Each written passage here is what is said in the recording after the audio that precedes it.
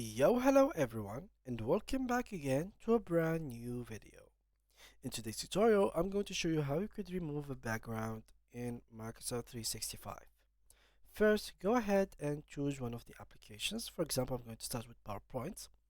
And normally PowerPoint, if we had a slide that has a picture already, format background, and it was, for example, in this color, to remove it, I'm simply going to go ahead and click on this solid color and turn it back to white.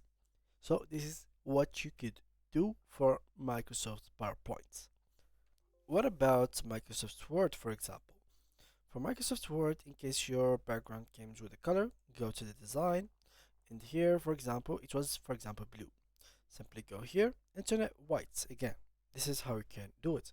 The steps are very simple. What if we were using Microsoft Excel?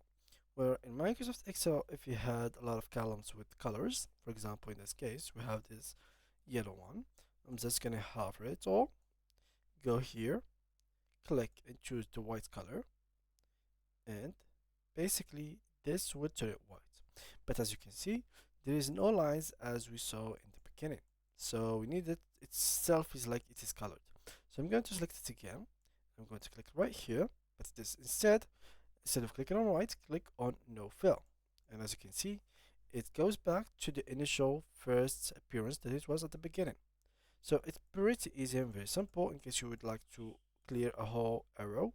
For example, this whole thing was colored. Simply click right here and choose no fill. So this is exactly how you can remove background or majority of the Microsoft 365 platform. So I hope you guys like this video. If you did, make sure to leave a like and subscribe. If you have any more questions, make sure to leave them down below and see you guys in the next tutorial. Bye bye.